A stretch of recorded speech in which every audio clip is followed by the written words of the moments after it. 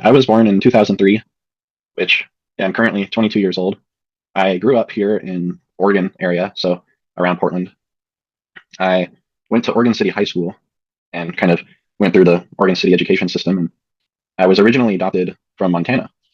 Uh, my grandparents lived, well, still do, live on a Native American reservation in western Montana. And when I was born, my biological mother, who's legally my aunt, she, was only 17. And so I was kind of sent to go live with my aunt and uncle, who I consider to be my parents, uh, at a young age. And eventually they told me I was adopted. And it was, like most kids, it was a confusing and difficult time. Uh, but growing up, I faced a lot of challenges, mainly against systems. Teachers weren't super fond of me. I'm a bit of a smart aleck. I'd use another word, but I'll keep it clean. Uh, and so, I didn't really have problems intellectually in school, but socially it was very difficult for me.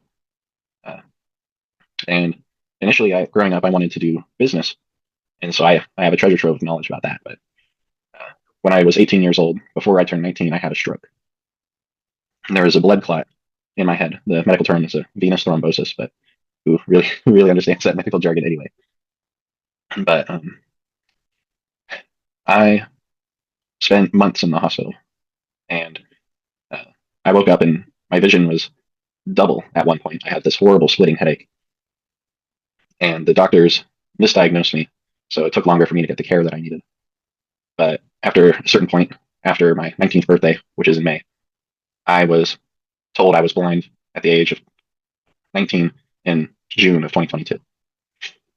Wow. And for most people, that's where life kind of ends. And for me, it did for a while. I mean, I'm incredibly stubborn. I had this massive pain in my head. I didn't go to the doctor for 2 weeks. Don't Wow. ever do this at home, but I'm so stubborn. When I had double vision, I'd close one eye and I'd still drive. Wow. Good But old being young. Young people tend to take risks like that. yeah, but it was, you know, they put in a shunt, which is kind of where I'm pointing here.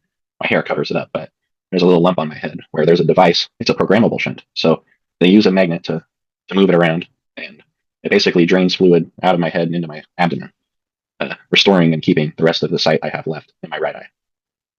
Oh, so you have sight in your right eye? Yeah, 20 over 400, no peripheral.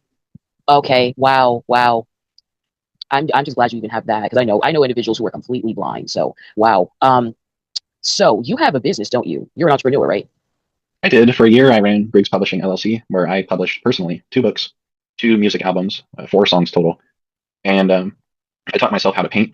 I actually painted something yesterday, Oh, do you have it but nearby or okay, sorry. no, I do not, unfortunately. But yeah, I did that for about a year, and then I started getting into technology, where I taught myself how to code. Uh, and so I started making things in artificial intelligence related, Web3, which is a not so understood space. And I even did a little bit of quantum computing, running stuff off of IBM hardware, which you can do pretty much all of this from your Chrome browser, which is pretty cool. That's incredible. So, Damien, so what is your average day like? What do you have any hobbies, goals? I see you're into the Web3 and everything. Like, what's your average day like? Do you do anything you enjoy? Like, let us know. Yeah. So after I went blind, I wanted to become a monk, because I love learning. I love intellectual pursuits. That's one of my favorite parts about things like writing and music and the arts is it's a very much so like brain field. I'd say even more so than tech, you know, because you have to. Well, I guess it's tech does a different area. It's more logic based, but then art is more kind of like creativity, and I love to combine the two.